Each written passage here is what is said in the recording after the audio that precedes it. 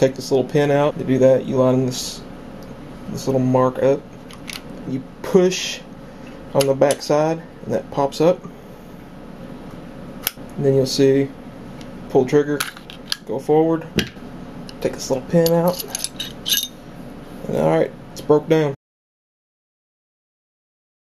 Alright, so I've installed Trijicon sight onto my gun. I'm going to put it back together. What we're going to do here first,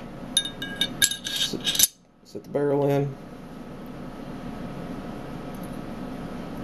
take our spring and our post, pressure those in here.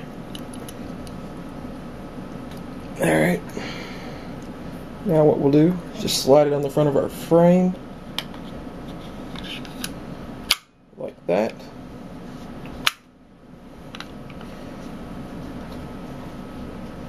Get our takedown pin, pull back just a hair, stick it in there, and push in while we're pushing back. There we go.